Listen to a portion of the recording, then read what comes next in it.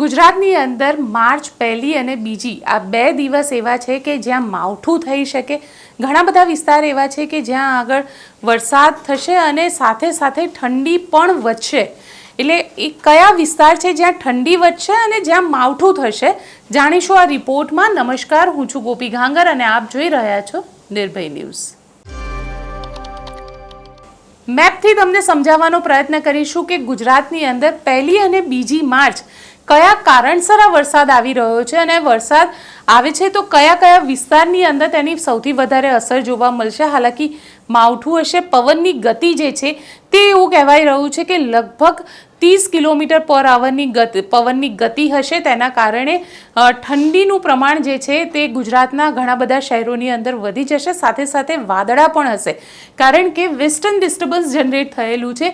તમે આ જોઈ શકો છો. આ જે છે આ વેસ્ટર્ન ડિસ્ટર્બન્સના જે વાદળા છે તે ગુજરાત તરફ આગળ આવી રહ્યા છે અને તેની અસર ના માત્ર ગુજરાતની અંદર જોવા મળશે, પરંતુ ઉત્તર ભારતની અંદર પણ તેની અસર જોવા મળશે, જેમાં દિલ્હી, હરિયાણા, પંજાબ, રાજસ્થાન જેવા જે વિસ્તારો છે જે નોર્થ ઇન્ડિયાના શહેરોમાં આવે છે તે શહેરોની અંદર વરસાદ આપણને જોવા મળશે અને સાથે સાથે ઠંડીનું પ્રમાણ જે છે તે પણ વધશે અહીંયા આગળ, કારણ કે વાદળા છે અને ઘણી બધી જગ્યાએ ગુજરાતમાં જેને કહી શકાય કે ઘાટા કાળા વાદળા પણ જોવા મળશે અને તેની સૌથી વધારે અસર જેને કહી શકાય તે અસર છે, કારણ કે વેસ્ટર્ન ડિસ્ટર્બન્સ છે જે અરબી સમુદ્ર ઉપરથી વાદળા અને હવા આવી રહી છે તેના કારણે આ અસર જે છે તે જોવા મળશે અને તેમાં સૌથી વધારે ઇફેક્ટ જે છે એ કચ્છના જે વિસ્તાર છે ત્યાં આગળ જોવા મળશે. અહીંયા આગળ વરસાદ હશે, વાદળા હશે અને સાથે સાથે ઠંડીનો પારો જે છે તે પણ ગગડશે, એટલે ઠંડીનું પ્રમાણ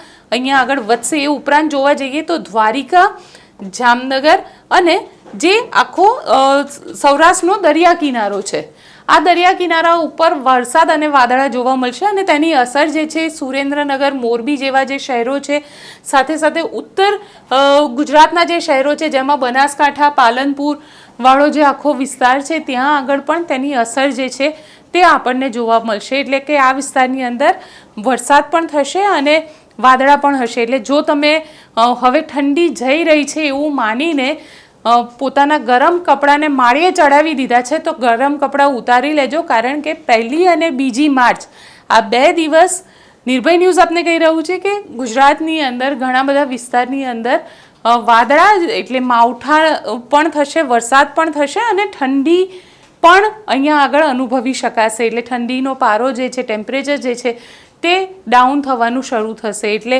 આ જે છે તે હવામાન વિભાગ દ્વારા કરવામાં આવેલી આગાહી છે અને ખાસ કરીને સૌરાષ્ટ્રના ઘણા બધા શહેરો છે. કચ્છની વાત કરવામાં આવે તો નલિયા, ગાંધીધામ, ખાવડા આ બધા જ વિસ્તારની અંદર વરસાદ જે છે તે વરસશે અને ત્યાં આગળ ઘાટા કાળા વાદળા પણ દિવસ દરમિયાન જોવા મળશે. સાથે સાથે દ્વારકા, જામનગર અને આ જે આખો પટ્ટો છે પોરબંદર અહીંયા આવે, સાથે સાથે જામનગર, ઉના, જે જુનાગઢ સુધીનો જે આખો પટ્ટો છે ત્યાં આગળ પણ આ જ પ્રકારના વાદળા અને એ જોવા મળે, એટલે ઠંડીનું તાપમાન જે છે તે ઘટશે. સાથે અમદાવાદ જેવા જે શહેરો છે, એટલે આખા ગુજરાતની અંદર આમ તો કહેવાય રહ્યું છે કે આ જે વેસ્ટર્ન ડિસ્ટર્બન્સની અસર છે તે જોવા મળશે, જેમાં અમદાવાદ જેવા જે શહેરો છે અને મધ્ય ગુજરાતના ઘણા બધા શહેરો છે ત્યાં આગળ પણ આની અસર જોવા મળશે. પરંતુ હા એટલું ચોક્કસ છે કે દક્ષિણ ગુજરાતના જે અમુક શહેરો છે ત્યાં આગળ આની અસર જોવા મળશે, પરંતુ કમ્પેરેટિવલી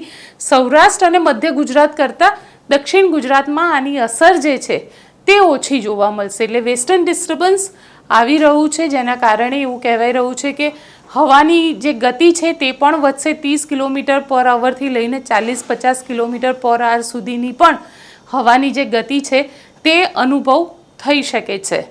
એટલે હવે તૈયાર થઈ જાઓ ગરમ કપડાં સાથે, સાથે રેઇનકોટ પણ કાઢી લેજો, કારણ કે માવઠાની અસર પણ જોવા મળશે. આપને અમારો રિપોર્ટ કેવો લાગે કોમેન્ટ બોક્સમાં ચોક્કસથી જણાવજો. અમારી ચેનલ નિર્ભય ન્યૂઝને લાઇક, શેર અને સબસ્ક્રાઇબ કરવાનું ભૂલશો નહીં. આભાર.